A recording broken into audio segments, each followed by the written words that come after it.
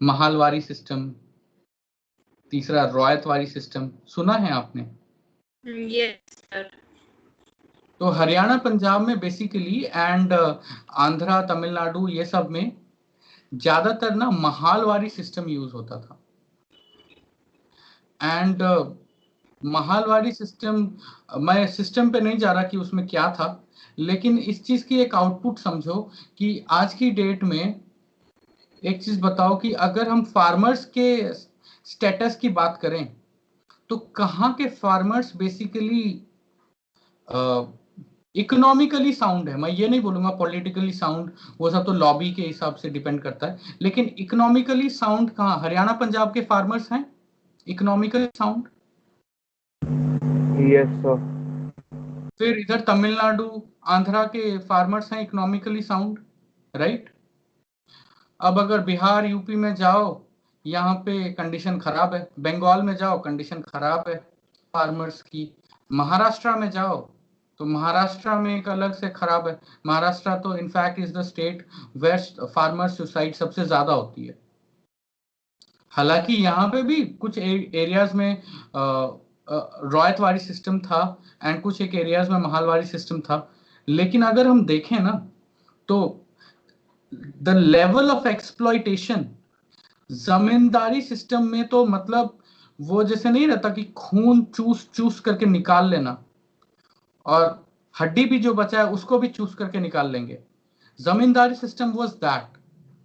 And इस चीज को लेकर के बिहार यूपी बंगाल के जो बेसिकली किसान हैं फार्मर्स हैं वो आज भी इनका स्टेटस जो है वो घटा हुआ है, गिरा हुआ है। उसका एक बड़ा रीजन जमींदारी सिस्टम के कारण है। हाँ, ऑब्वियसली पॉलिटिकल रीजंस भी है कि इनको बस एक लॉबी के जैसा यूज किया है, इनके डेवलपमेंट का बात नहीं किया, ये वो समथिंग। लेकिन अगर हम सिर्फ अभी मैं बेसिकली एक एस्पेक्ट एक पॉलिसी के हिसाब से जा रहा हूँ तो जमींदारी सिस्टम को लेकर के बहुत ज्यादा एक्सप्लॉइट होने के कारण ये लोग अभी भी उनकी कंडीशन खराब ही रही है ना। अब अगर टेस्टिंग करना है किसी भी सीड की तो उस जगह पे टेस्टिंग करेंगे ना जहाँ के फार्मर्स उस चीज को अफोर्ड कर सकें।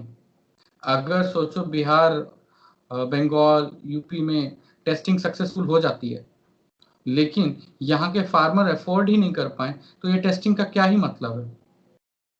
तो यहाँ के फार्मर अगर अफोर्ड कर पाते हैं तो यहाँ पे टेस्टिंग करेंगे। हरियाणा पंजाब में बेसिकली था जो सिस्टम था महालवारी सिस्टम था। ऐसा नहीं है कि यहाँ पे एक्सप्लॉयटेशन नहीं होता था, लेकिन एक्सप्लॉयटेशन की जो लेवल थी इंटेंसिटी थी वो relatively zamindari and mahalwari system से कम था। इस कारण यहाँ के फार्मर्स की कंडीशन रिलेटिवली अच्छी। दूसरा रीजन यहाँ पे करने का बेसिकली हरियाणा एंड पंजाब में करने का, तो हरियाणा एंड पंजाब तब तो यमुना भी अच्छी थी, अब तो यमुना खराब हो गया, नाला हो गया, लेकिन सोर्स ऑफ वाटर भी सही था। Punjab is known for, Punjab का मतलब क्या होता है जबजोत आप बताना। River of land of 5 reverse. 5 reverse, कौन कौन से 5 रिवर्स हैं जरा बताना। रावी, चेनाब, सतलुज, ब्यास और झेलम।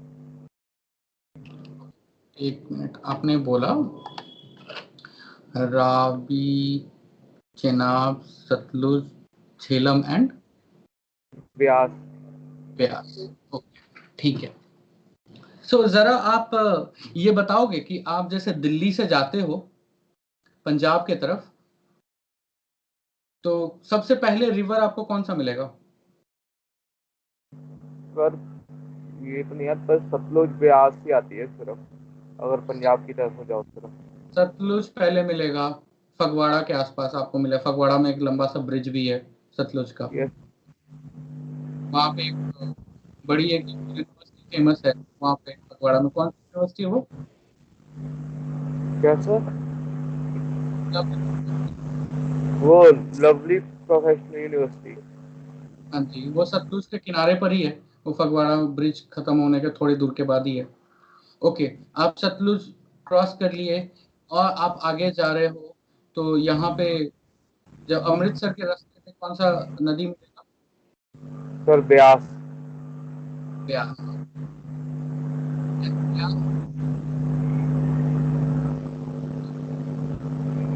सर आपकी आवाज नहीं आ रही।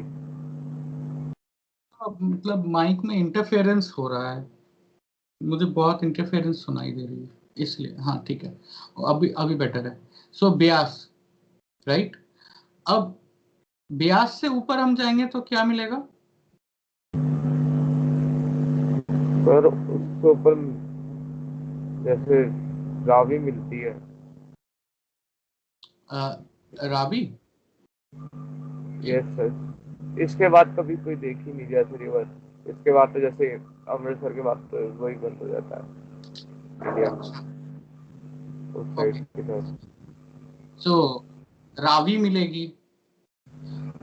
आपने थोड़ा बहुत मॉडर्न हिस्ट्री अगर पढ़ा होगा तो आपने ये पढ़ा तो कि लाहौर में रावी नदी के तट पे जवाहरलाल नेहरू ने 26 जनवरी 1930 को झंडा फहराया था एंड बोला था कि अब हम पूर्ण स्वराज की मांग करते हैं। यस सर, याद है। हाँ जी, इसीलिए जनवरी 26 हम इंडिपेंडेंस हमें नहीं मिला था तो हम मतलब इसको रिपब्लिक डे के हिसाब से मनाते हैं। तो ये रावी नदी के किनारे अमृतसर के बाद कौन सा, वो बेसिकली वाघा बॉर्डर के बाद कौन सी उधर पाकिस्तान में कौन सी सिटी आ जाती है? लाहौर। लाहौर ही आती है। आप जब वाघा बॉर्डर जा रहे होगे तो वहां पे लिखा हुआ भी रहता होगा लाहौर 20-22 किलोमीटर दूर है कुछ समथिंग। हाँ नहीं सर, वैसे मैं वाघा बॉर्डर वैसे कभी गया नहीं, पर जैसे उसके आगे लाहौर ही है। ठीक, हाँ लाहौर।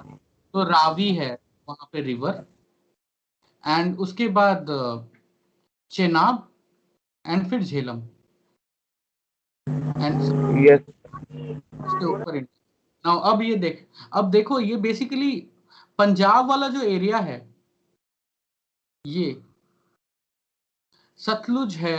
सतलुज को खत्म किया, क्रॉस किया, ब्यास मिल गया, ब्यास को कवर किया, क्रॉस किया, एंड हमें फिर उसके बाद रावी वाला एरिया यहाँ पर जो है इंडिया का पोर्शन रावी वो मिल गया, राइट। इस कारण, इस रीजन के कारण पंजाब को चुना गया। हरियाणा को बेसिकली सतलुज के कारण, सतलुज वाला जो थोड़ा सा पोर्शन जो है हरियाणा में जो यहाँ पे बॉर्डर पे है वो उसको लेकर के एंड यमुना को लेकर के सिलेक्ट किया गया था। वैसे ही साउथ में कृष्णा, गोदावरी, कावेरी रिवर के दोआब्स पे ये वाले रीजन को चूज किया गया ताकि हम टेस्टिंग करें तो हमें वाटर का भी इशू ना आए। बिहार यूपी में तो कर नहीं सकते।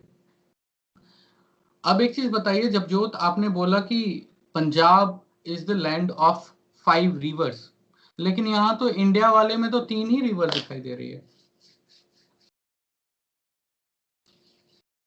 सो बेसिकली पंजाब हम जब बोलते हैं is a land of 5 reverse तो वो दोनों अनस्प्लिटेड पंजाब की बात करते हैं। पाकिस्तान की पंजाब जिसकी पाकिस्तान के प्रोविंस जो पंजाब प्रोविंस है उसकी कैपिटल लाहौर है, और इंडिया की पंजाब, वो टोटल पंजाब मिला करके हम काउंट करते हैं तब बोलते हैं Punjab is the land of 5। सिर्फ पंजाब की बात करें तो वो बेसिकली फैक्चुअली गलत हो जाएगा।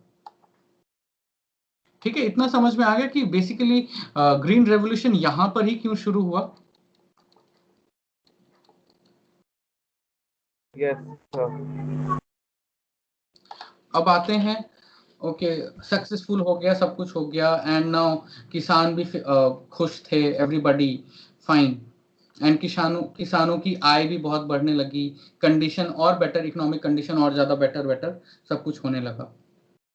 नाउ कंडीशन 1992-93 आ जाता है सिचुएशन, जहां से बेसिकली अब क्या है कि अब ये चीज, आपने एमजी नरेगा सुना है?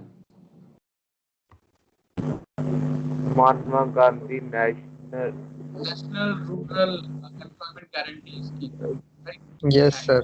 यस सर, वो 100 डेज की जॉब 100 ऐसे डेज करके कुछ। एम्प्लॉयमेंट मिलेगा, अगर एम्प्लॉयमेंट नहीं होगा तो गवर्नमेंट उसको फिर पैसा देगी।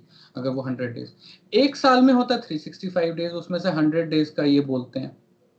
नाउ बेसिकली आप एक चीज देखो, स्पेशली हरियाणा एंड पंजाब में जो मजदूर जो जाते मतलब मजदूर जो जाते हैं जो काम करने के लिए, वो बेसिकली बिहार एंड यूपी से होते हैं। ये जब जाते थे फैक्ट्री में काम करने के लिए, तो फैक्ट्री में काम करने के लिए तो थोड़ी बहुत स्किल की जरूरत पड़ेगी।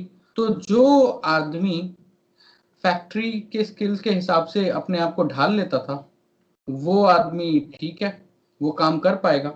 लेकिन जो आदमी गया है एंड वो अपने स्किल को ढाल नहीं पाया है, तो उनसे बेसिकली फार्म की एक्टिविटी कराते थे, फार्मिंग करवाते थे। अब क्योंकि इनके पास पैसा हो गया, now they earn a good money, इनका काम भी बढ़ गया क्योंकि पैदावार बहुत ज्यादा बढ़ गया है। तो फार्मिंग का देख रेख मतलब कोई बीज लगा दे, कोई खाद डाल दे, कोई मतलब अगर ट्रैक्टर है तो ट्रैक्टर चला दे, या फिर हल है तो हल से काम कर ले, और फिर उसके बाद बुआई हुआ है, कटाई जो हो रहा है तो काट करके भी दे दे। ये सब के लिए भी तो आदमी लगेंगे ना। तो यहाँ पे बेसिकली मजदूर जो इंडस्ट्री में काम नहीं कर पाते थे, मे बी स्किल्स के कारण या लाइकवाइज, तो वो सब मजदूर यहाँ पे काम करने लगे अपना दिहाड़ी भत्ता के हिसाब से। लेकिन जब से महात्मा गांधी नरेगा स्कीम अराउंड 2005-6 का कंसेप्ट है, लेकिन 2008-9 में ये जाकर के ये लोगों को मतलब लोगों के बीच में बहुत ज्यादा पॉपुलर हो गया, specially states like Bihar, UP, MP के इंटीरियर्स, झारखंड के इंटीरियर्स, यहाँ पे बहुत ज्यादा ये हो गया, क्या बोलते हैं, फेमस हो गया 2010 तक। अब जो मजदूर जाते थे वो बेसिकली इंडस्ट्री में, फैक्ट्री में काम करने के लिए, काम ढूंढने के हिसाब से जाते थे। लेकिन जो मजदूर बेसिकली फार्मिंग वाला काम में लग जाते थे, क्योंकि उनसे बाकी जो भी रीजन के कारण वो इंडस्ट्री में काम नहीं कर पा रहे, चाहे काम करना ठीक से बेटर से नहीं आता, या फिर कुछ और एनी और अदर रीजन, तो जो फार्मिंग वाला काम करते थे वो वाले मजदूर बेसिकली यहाँ पे काम करने लगे 100 डेज के हिसाब से। अब 100 डेज ये तो हो गया, एंड बाकी उनको भी अपने खेत का भी जो थोड़ा बहुत पैदा वैदा करना है, फसल वसल, तो ये लोग यहाँ पे खुश होकर के रह गए। अब समस्या आ गई हरियाणा पंजाब में कि ये बीज कौन डालेगा, फसल कौन लगाएगा, फसल की कटाई कौन करेगा, खाद कौन डालेगा। अब इस चीज की दिक्कत आ गई, राइट। अब ऐसा तो नहीं है कि कंप्लीटली जीरो ही मजदूर हो गए, कुछ मजदूर आते होंगे तो उनसे काम कराते होंगे, लेकिन ये मजदूर तो सफिशिएंट नहीं है। तो इन दो टाइप के जो किसान हैं, उस किसान में से कोई होगा एक बहुत मतलब इकोनॉमिकली साउंड किसान होगा, एंड इसके कंपैरिजन में ये वाला किसान एक किसान होगा जो मार्जिनल हो सकता है या वीक किसान हो सकता है, जो कि बेसिकली मजदूर को तो अफोर्ड कर सकता है, लेकिन ऑन अ लॉन्ग रन बड़े बड़े मशीन्स या ट्रैक्टर नहीं खरीद सकता, राइट।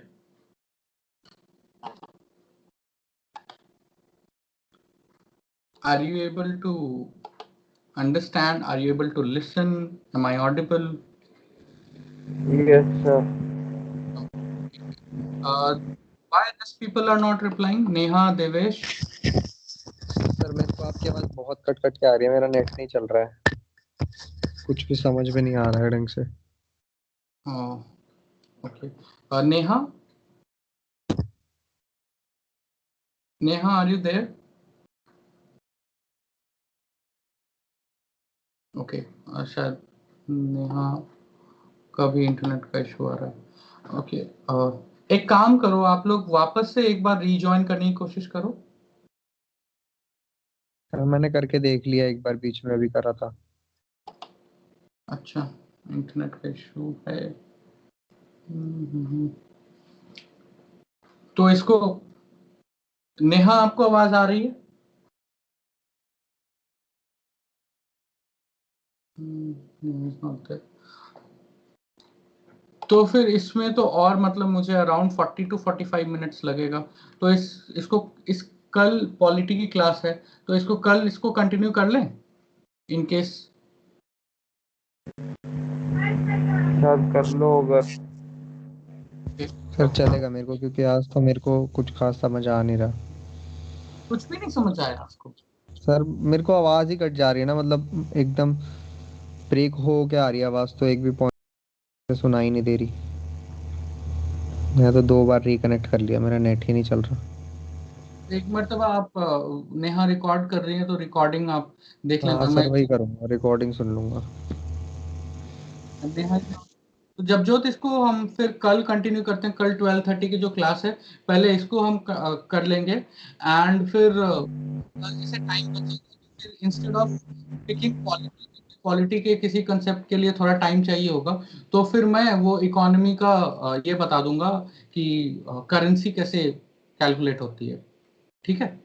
Okay sir. हाँ जी। यस सर, सॉरी सर, मेरे यहाँ पे ना मेरे नेबर आ गए थे वो एक्चुअली। अच्छा, तो हम अभी क्लास को यहाँ पे स्टॉप कर रहे हैं क्योंकि देवेश के इंटरनेट में इशू आ रहा है एंड हम इसको कल वापस से कंटिन्यू करेंगे।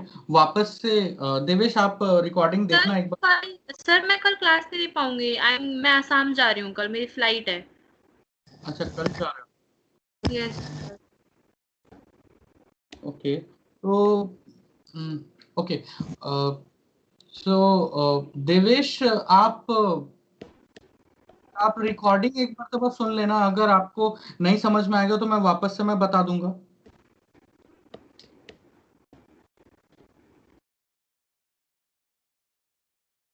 Devesh yes sir.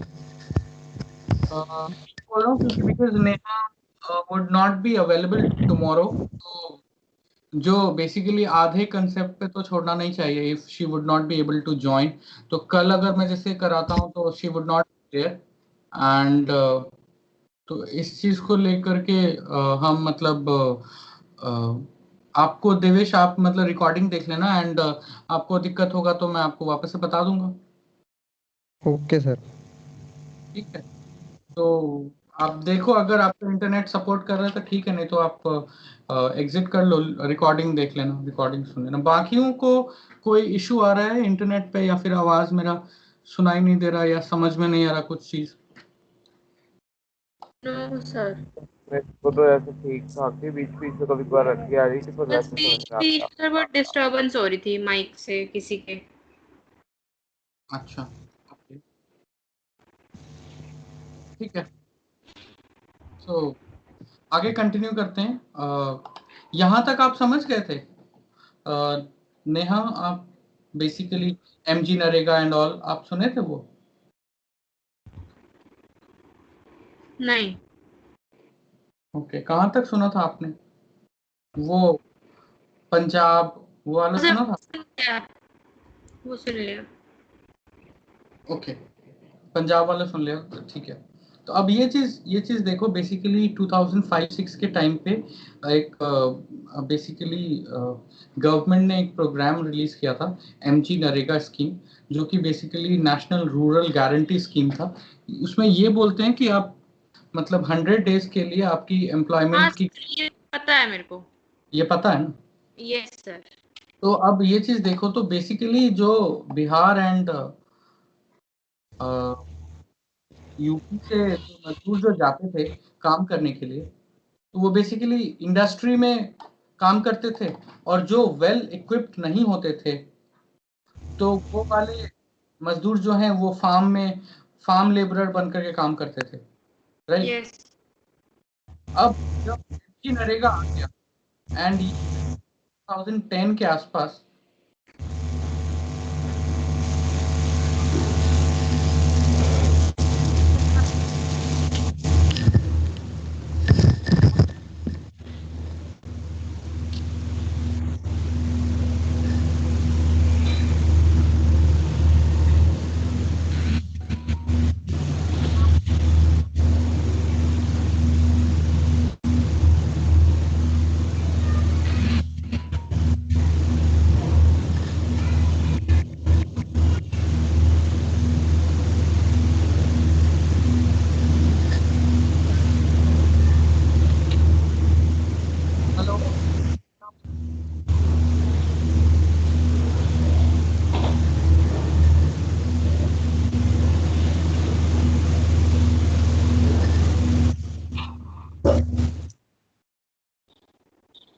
Hello, can you hear me?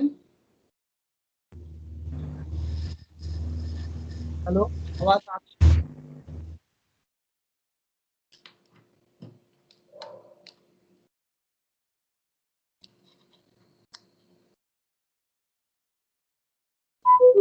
Hello hello, हाँ सर, अब आ रही है। अब आ रही है? Yes sir. ठीक है। सो मैं ये बोल रहा, स्क्रीन दिखाई दे रहा है ना? हाँ यस सर। ठीक है, मैं ये बोल रहा था 2010 के आसपास ये हुआ कि लाइक एमजी नरेगा जो है वो लोगों के बीच में बहुत फेमस हो गया। एंड जो मजदूर स्पेशली इंडस्ट्री में काम करने के बजाय फार्म लेबरर बन करके जो काम कर रहे थे, जो इंडल्ज हो जाते थे, उन लोगों को घर में ही 100 डेज का रोजगार मिलने लगा आउट ऑफ 365 डेज। तो ये बेसिकली यहाँ पे जाना अब जाने के लिए अब रिलक्टेंट हो गए। तो इससे क्या हुआ कि बेसिकली अब हरियाणा पंजाब में दो टाइप के किसान होंगे। एक तो इकोनॉमिकली साउंड किसान होंगे और एक टाइप के किसान होंगे जो ये मार्जिनल होंगे या वीक होंगे इसके रिलेटिव में। तो जो मार्जिनल एंड वीक किसान जो हैं हरियाणा पंजाब के, वो बेसिकली दो चार लेबरर को तो अफोर्ड कर सकते थे मंथली बेसिस पे, लेकिन ये बड़ी बड़ी मशीनें तो अफोर्ड नहीं कर सकते, जैसे ट्रैक्टर हो गया या हार्वेस्टर मशीन हो गया लाइक वाइज, राइट। तो इन्होंने क्या करने लगे कि एक मिनट,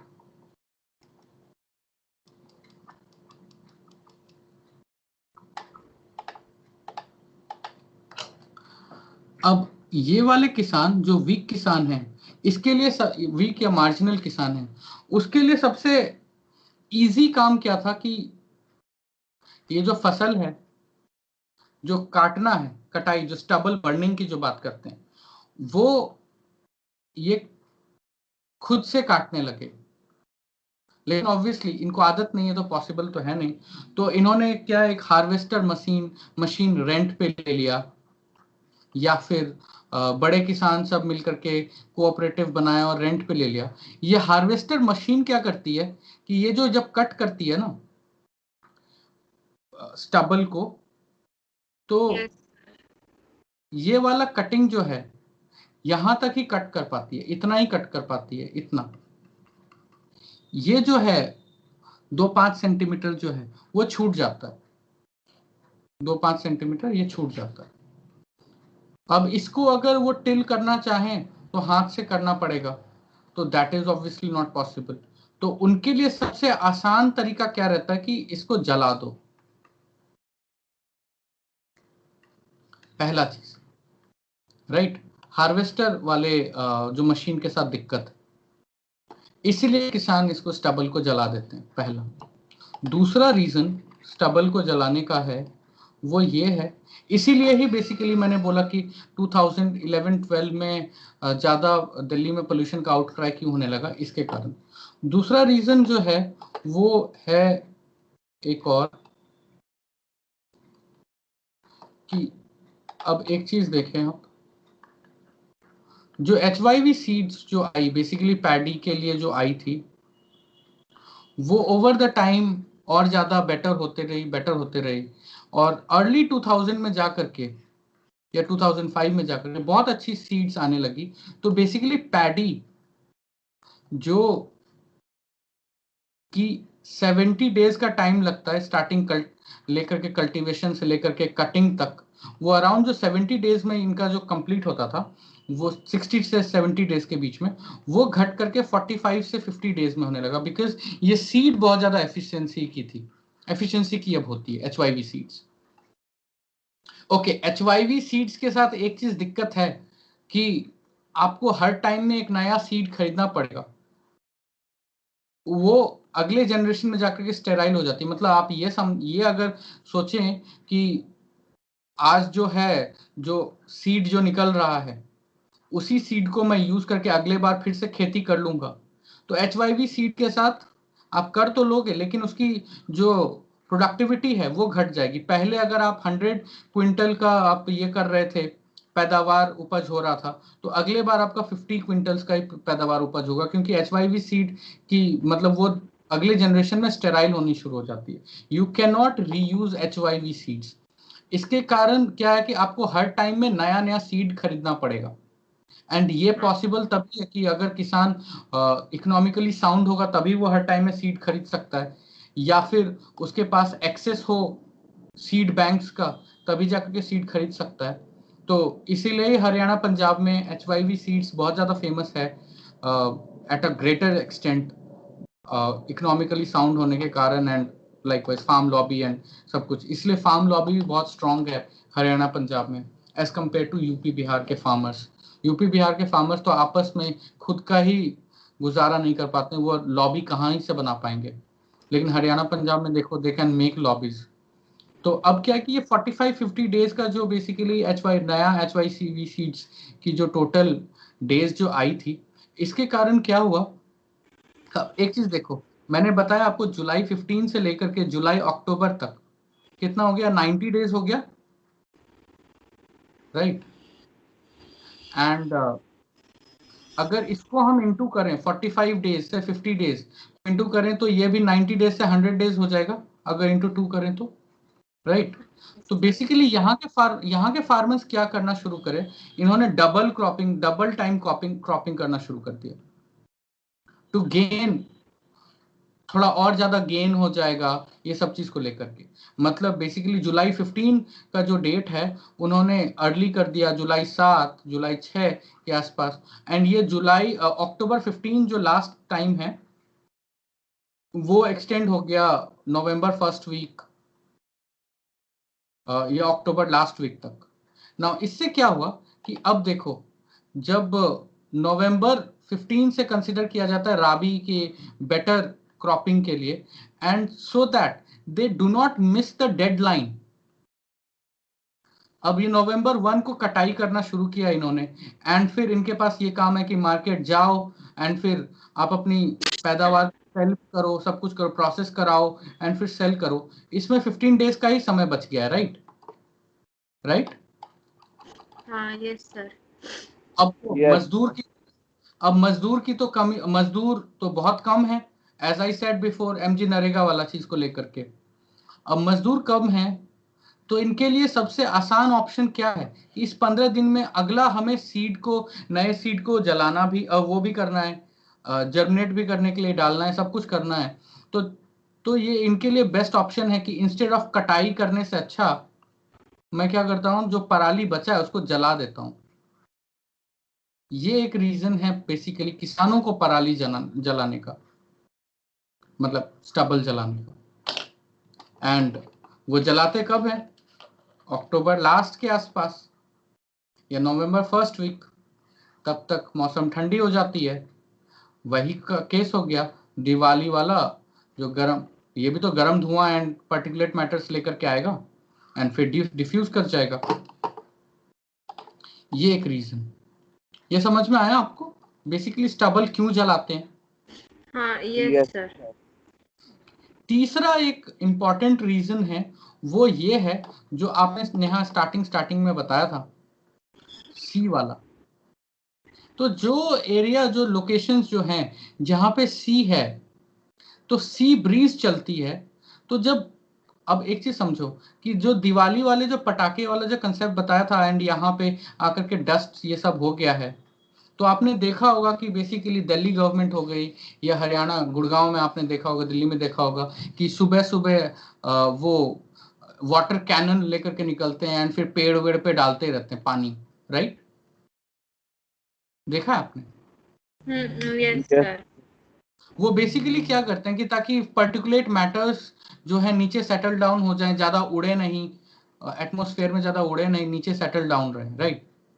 लेकिन दूसरा तरीका एक और हो सकता है, अगर ये चीज नहीं है तो बारिश हो जाए, ये एक्चुअल में बारिश ही कराना चाह रहे हैं। तीसरा तरीका एक हो सकता है कि अगर विंड आ जाए तो विंड तो उठा करके लेकर के चली जाएगी नहीं ये सब चीजों को, ये सारे पर्टिकुलर मैटर को उठा करके लेकर के चली जाएगी। तो मुंबई हो गया, चेन्नई हो गया, कोलकाता हो गया, यहाँ पे क्या है कि क्योंकि कोस्ट के पास है तो यहाँ पे हर टाइम में ब्रीज चलते रहती है, राइट। तो यहाँ पे जो पोल्यूशन है उसका रीजन अलग है, लेकिन पर्टिकुलेट मैटर को लेकर के पोल्यूशन नहीं है। मतलब पर्टिकुलेट मैटर एटमॉस्फेयर में बैठे हुए हैं, इसको लेकर के पोल्यूशन नहीं है, क्योंकि ब्रीज चलते रहती है एंड ब्रीज उठा करके दूसरे तरफ लेकर के जाएगी। अब दिल्ली का केस देखते हैं। दिल्ली असल में क्या है कि एक अलग स्पेशल केस हो गया है। एक और रीजन स्टबल बर्निंग है, दिवाली है, इसके अलावा यहाँ पे तो अभी तो विंड तो चल नहीं रही है, राइट। अगर चल भी रही है तो बेसिकली क्या है कि यहाँ पे विंड जो है, अगर विंड ट्रैवल कर रही है तो कोई दिक्कत नहीं, लेकिन अगर ये जो ब्रीज जो है, जो यहाँ से आ रही है ब्रीज, जो मुंबई वाला जो था, अगर यहाँ पे दिल्ली को अगर हिट करती है तो बेसिकली क्या है कि यहाँ से पर्टिकुलेट मैटर तो लेकर के वो बेसिकली क्या है कि इधर हिमालय है, हिमालय पे टकरा करके फिर वापस आ जाएगी विंड्स, राइट। वो पर्टिकुलेट मैटर फिर से वापस लेकर के आ जाएगी और कहाँ पे फेंक देगी, वापस से यहाँ दिल्ली में फेंक देगी। तो दिल्ली का खुद का अपना कोई क्लाइमेटिक कंडीशन नहीं है, वो इन्फ्लुएंस्ड होते रहता है दूसरे क्लाइमेटिक कंडीशंस पे, कि यहाँ से हवा चल जाए, यहाँ से चल जाए तो दिक्कत है। लेकिन अब क्योंकि ठंड के टाइम में पोल्यूशन का ज्यादा दिक्कत है, ठंड के टाइम में पोल्यूशन का ज्यादा दिक्कत है, तो इसके कारण क्या है कि ये वाला जो रीजन है, यहाँ पे पर्टिकुलेट मैटर्स पहले से है, भरा पड़ा हुआ है। और इसके बाद जो आपने सुना होगा कि साइबेरिया से हवा आती है और ज्यादा ठंडक दे देती है इंडिया में, राइट। तो ये जब हवा आती है तो यहाँ से पर्टिकुलेट मैटर को ये उड़ा करके लेकर के जाती है और कहीं जाकर के छोड़ देती है। तो ये पर्टिकुलेट मैटर उड़ा करके लेकर के जाएगी और इसके कारण यहाँ पे जो है पोल्यूशन तब तक रहेगा दिल्ली में जब तक कि ये हवा आए नहीं या फिर रेनफॉल नहीं हो। एंड द मोमेंट रेनफॉल आपने देखा दिल्ली में, राइट, वो रेनफॉल अगर गवर्नमेंट ने अगर ये चीज किया है तो अगर गवर्नमेंट ने अगर रेनफॉल अगर करवाया, आर्टिफिशियल रेनफॉल, तो एक अलग बात है। एल्स नहीं तो रेनफॉल जो है वो बेसिकली वेस्टर्न डिस्टर्बेंस के कारण है। एंड वेस्टर्न डिस्टर्बेंस के कारण क्या है कि यहाँ पे हिमालय में स्नोफॉल हो जाता है एंड यहाँ पे क्या बोलते हैं रेनफॉल हो जाती है। तो इसमें एक कोर ज्योग्राफी का कॉन्सेप्ट हो जाता है कि बेसिकली यहाँ पे क्यों स्नोफॉल होता है, यहाँ पे स्नोफॉल क्यों नहीं होता, एंड लाइकवाइज। चौथा एक और बड़ा रीजन है, ये चीज समझ में आ गया, एयर सी ब्रीज वाला। यस हाँ, सर, yes, समझ में आ sir. गया। हाँ जी, एक बड़ा रीजन है जो कि बेसिकली मुंबई, कोलकाता ये सब के लिए भी दिक्कत देता है। वो बेसिकली क्या है कि आप ऐसे समझो, मैं कोर कंसेप्ट पे नहीं जाऊंगा क्योंकि फिर वो बेसिकली कोई मतलब का नहीं होगा, अंडरस्टैंडिंग होना चाहिए। इस कंसेप्ट को बोलते हैं हम अर्बन हीट आइलैंड। ओके, अब एक चीज समझो कि दिल्ली, ये दिल्ली है, मैं दिल्ली में गुड़गांव एंड नोएडा, गुड़गांव, नोएडा, फरीदाबाद, गाजियाबाद, ये तीनों काउंट कर रहा हूँ दिल्ली के साथ। दिल्ली के जो नियरेस्ट पास वाले जो हैं जगह, सोचो ये मुरादाबाद हो गया, I hope you would have heard, right, Moradabad, Panipat, और कोई सिटी, जालंधर, ये सब सिटी, ठीक है। अब एक चीज बताओ, यहाँ के पीपल की लाइफस्टाइल, दिल्ली, गुड़गांव, नोएडा, फरीदाबाद के पीपल की लाइफस्टाइल, कौन से पीपल की लाइफस्टाइल अच्छी होगी? लाइफस्टाइल व्हेन आई से वेक्यूलर एमिशंस की मैं बात कर रहा हूं, यूजिंग ऑफ एसी की बात कर रहा हूं, वो कहाँ के फर्स्ट पॉइंट क्या है? कौन सा फर्स्ट पॉइंट? ये अर्बन हीट आइलैंड। नहीं अच्छा, सर, ये आपने हाँ वेक्यूलर एमिशंस, मतलब? अरे गाड़ी से जो धुआं निकलता है। ओ, तो कहाँ के पीपल की लाइफस्टाइल बेटर है, या फिर यहाँ पे कानपुर हो गया, चलो ठीक है, कानपुर हो गया, या यहाँ पे झांसी हो गया, कहाँ के पीपल की लाइफस्टाइल अच्छी है और ज्यादा है? कहाँ के पीपल ज्यादा व्हीकल यूज करेंगे एंड एसी वेसी सब यूज करेंगे? यहाँ दिल्ली वाले, सर हाँ सर। राइट।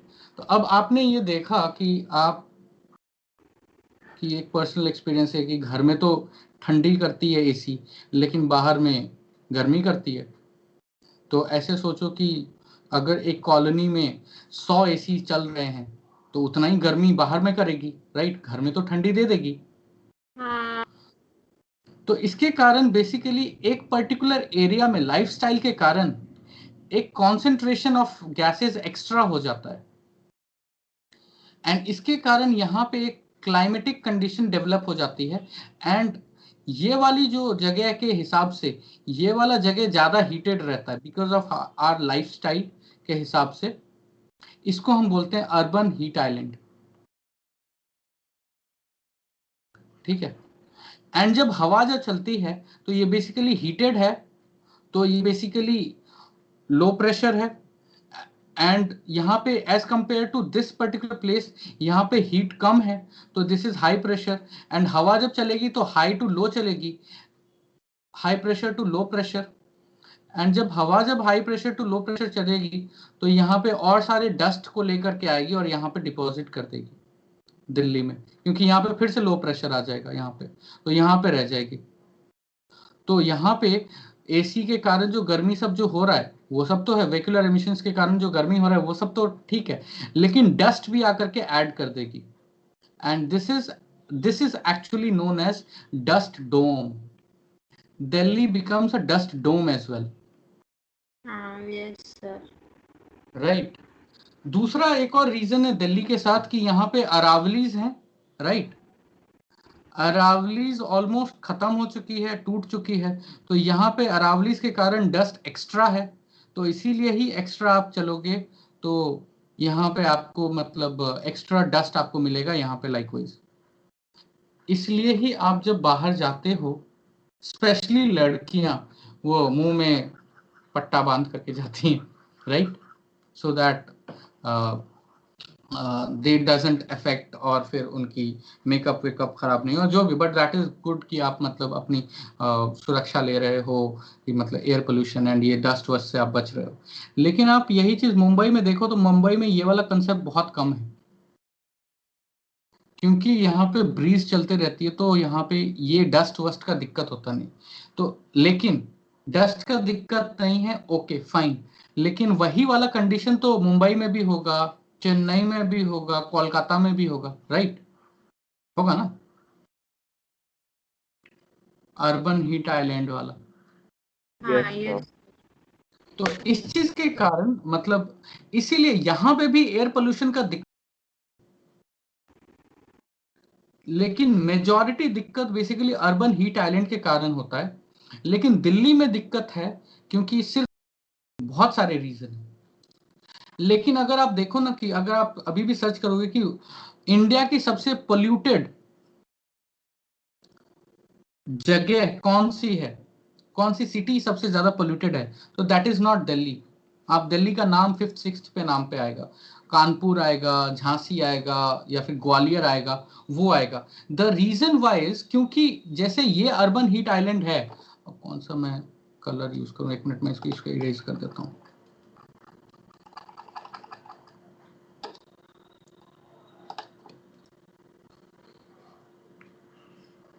ये अर्बन हीट आइलैंड है। तो अब जैसे कि पहले सोचो कि ये वाला एरिया ज्यादा हीट हुआ, अब इसने इन्फ्लुएंस किया इस एरिया को, ये ज्यादा हीट हुआ, ये हुआ, एंड वैसे ही करके बाकी सिटीज भी इन्फ्लुएंस होती हैं।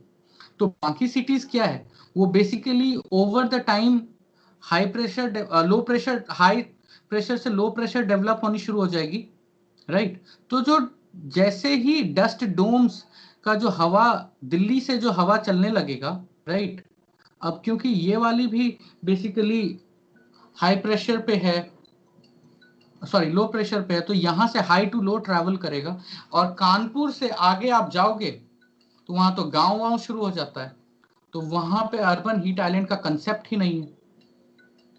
तो इसको लेकर के सबसे ज्यादा जो पोल्यूशन वाला दिक्कत जो है वो दिल्ली का है, लेकिन दिल्ली से इन्फ्लुएंस होकर के कानपुर जो है वो हो जाता है बहुत ज्यादा पोल्यूशन का। अब समझ में आया कि एक्चुअल में क्यों अभी है दिक्कत पोल्यूशन का एंड लाइकवाइज। हाँ यस सर। हाँ जी। इसके अलावा इसकी मिटिगेशन स्ट्रैटेजीज क्या होती है, कैसे हम पोल्यूशन को कॉम्बैट कर सकें, गवर्नमेंट की क्या पॉलिसीज है, इसको हम अगले कभी ऐसे क्लास जो होगा स्पेशल क्लास उसमें हम डील करेंगे। लेकिन बेसिकली बताने का रीजन ये था कि आप अगर ये बोलो कि हाँ कि stubble burning is actually the issue of Delhi के पोल्यूशन का, तो you should know why stubble burning has been the issue these days. पहले क्यों नहीं दिक्कत था, पहले था भी कि नहीं था।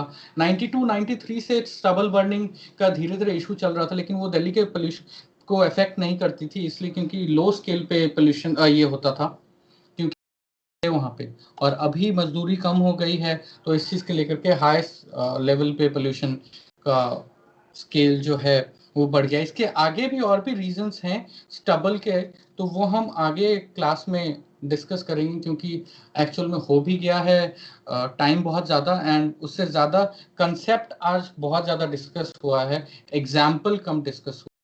तो ऐसे वाले सिचुएशन में क्या रहता है कि फिर थोड़ा सा क्लास जो है वो इंटरेस्टिंग हो सकती है, लेकिन क्यूरियोसिटी लेवल कम हो जाती है, क्योंकि कंसेप्चुअल अंडरस्टैंडिंग फिर हर टाइम में डेवलप करते रहना पड़ता है। आपके माइंड को हमेशा प्रॉम्प्ट रहना पड़ेगा, क्लासिकल कंडीशनिंग नहीं कर सकता माइंड के साथ, राइट? Yes sir. सो आज का वाला चीज में कोई कंफ्यूजन हुआ है या फिर कुछ चीज जानने के लिए मिला, सीखने के लिए मिला, एनीथिंग? यस सर, जानने को मिला है।